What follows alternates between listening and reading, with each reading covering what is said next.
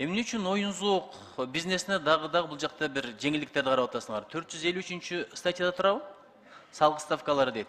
Базалык ставкасы 4% өлчөмүндө оюн-зоок ишине салыктын ставкалары белгиленген базалык ставканын өлчөмүнүн чегинде министрлик кабинети тарабынан өзгөртүлүшү мүмкүн дейт.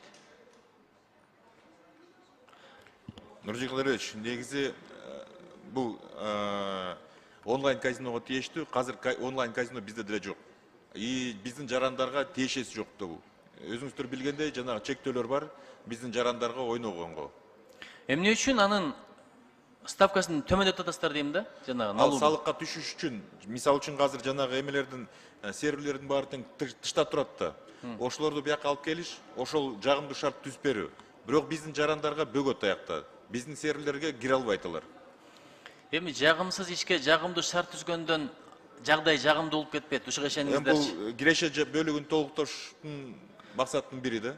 Эми аябай жакшы өзгөртүүлөр бар экен. Бирок ошого окшогон бир арасында бирдеменин катып келгениңиздер түшүнө албайм дейм. Эмнеге эле ушул оюн-зоок бизнесине эле бир шарттар түзүп берип атасыздар, мен такыр түшүнө албайм. Балким менин акылым жетпейби буга?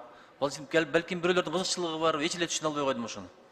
Бул дагы мына экинчи окууда киргизилиптир. Мен азыр түңүнөн колдоюн деп атканмын, капыстан көрүп калгандагы кыжылачылыгым болуп атат. Эми жобуңуз ушул да, туурабы? Жагым шарт түзөбүз, киреше көбөйүш керек, тигилер жашырбай алып келиш керек дегендей. Ооба. Анда аттиң кап. Эми экинчи маселени караңыз, жанагы мен бай айтып кеттим.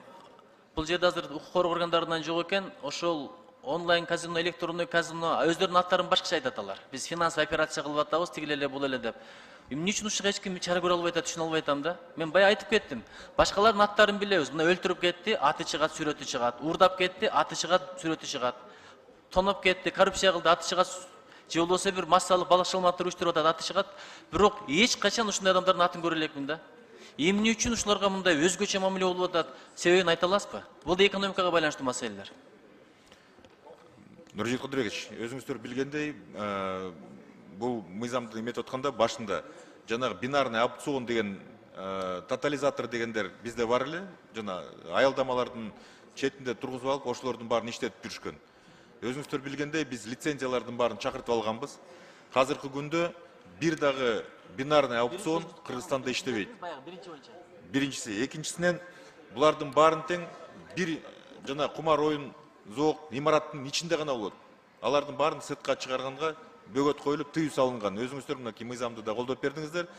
Бул биздин жарандарга ошол жана бинарный опционго барып ойнош, кумар оюнуна кызыгып кетпешине багытталган мыйзамдардын бири болгон да. Ошондо азыр жана бинарный опциондордун баягы сиз айткан маселе бир күндө 40 бинарный опциондордун офистердин баары тең жабылган. Азыр Кыргызстанда алар жок. Ошон үчүн эгерде азыр жабыла турган болсо, азыр мыйзам чегинде алар жоопкерчиликке тартылат. Мурун биз келип мыйзамды сунуштаганда ошол мыйзам чегиндеги бөгөттөр коюуга мүмкүнчүлүк жок болгон. Азыр ошол мүмкүнчүлүктөр бар мыйзамда, ал толугу менен Финнадзордун контролунда жана Ички иштер министрлигинин контролунда болуп турат алар. Азыр алар жок. Азыр мындай эр жүрөк бир сөздөр айтылып атат да кээдечи, мыйзамсыз менчиктештирилген жерлерди кайтып алабыз, базарларды кайтарып алабыз деп. Ушулардын бир ээсин таап, жоопко тартабыз, ушуга жол бербейбиз деп бир айтыла тургандар чыга бараңыздарда. Бар. Мен айтып атпаймынбы, азыр мыйзам бар. Мыйзам чегинде жоопкерчиликке тартылат эгерде андай аукциондорду ачып иштете турган болсо. Мисалы, точка и кофе дагы деле иштеп атат, бизге арыздар келип атат. Муну эмне үчүн айтып деле атабыз, көрсөтүп берди, өткөндө түз эфирдин бир депутатыбыз ойноп берди, утулуп берди 8000 сомго. Чара көрүлбөй атпайбы? Алардын ошон үчүн жанагы серверлери тыш жакта да. Жанагы мыйзамдын чегинде ошол серверлерди бияка алып келгенге мүмкүнчүлүк болот. Эгерде сервер биякта болгондон кийин аны көзөмөлгө алса болот да. Эми баары бир сунушум, баягы сөздөрүңүздөргө ишенип, балким айрым депутаттар добуш берген, жылына 3 миллиардтан киреше табылат депчи. Казинодон андай киреше кирген жок. Айтат го сөзүңө жооп бер деген сөз бар да, мындай бир жигиттердин арасындачы. Сөзгө жооп бере албай калдык. Эми бир ушул биздин чакырык бүткөнчөктө өзүңүздөр мыйзам долбоорун даярдап келсеңиздер, казинону кайра жокко чыгарган. Тарыхта калат элеңиз да.